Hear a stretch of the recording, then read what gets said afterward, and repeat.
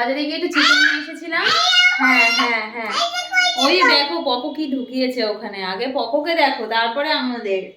হ্যাঁ, মোটা হাতি ঢুকে বসে আছে, বাহ খুব ভালো। চিকেন নিয়ে এসেছিলাম, চিকেনের ব্রেস্ট পিস এনেছি।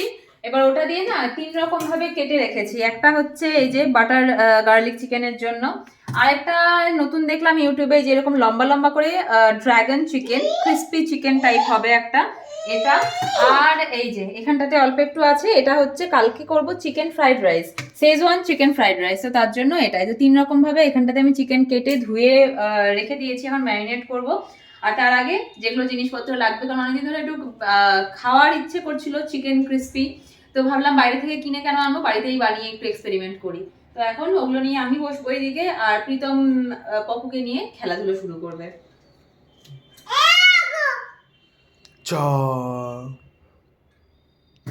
তো এখানে আমার চিকেন ম্যারিনেট করা হয়ে গেছে, এখানে একটু সবজিও কেটে নিয়েছি, আর এই যে ব্রেড ক্রাম্বস নেই তাই জন্য বিস্কুট গুঁড়ো করে নিয়েছি।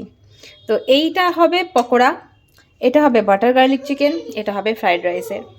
তো রান্না শুরু করা যাক। তো তেল এখানে গরম হয়ে গেছে, প্রথমে এই যে ফ্রাইড রাইসের জন্য যে চিকেনটা সেটা এখন ভেজে রাখবো।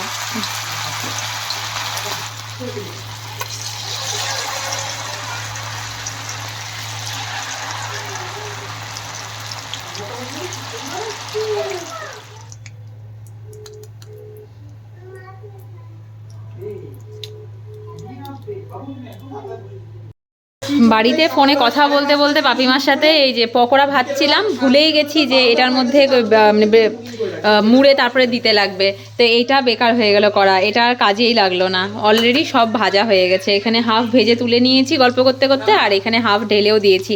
এখন মোবাইলটা প্রীতমকে দিয়ে দেখলাম যে এটাতে আমি চুবিয়ে নেইনি, তো যাই হোক থাক।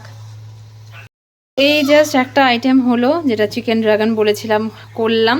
আর আজকে অনেক দিন পর এখানে খুশিও এসেছে। খুশি টেস্ট करके देखो कैसा हुआ।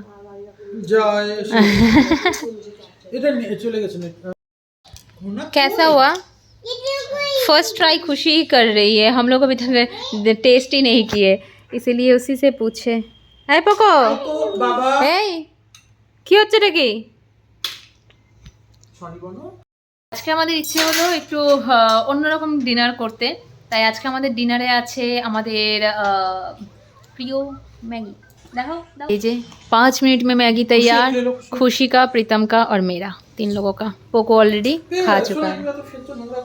ঠিক আছে, পোকোর কাজই নোংরা করা। পোকো তুমি নোংরা করেছো, দেখো পাপা কিরকম করলো মুখটা। চলো আমরা খাই এবার।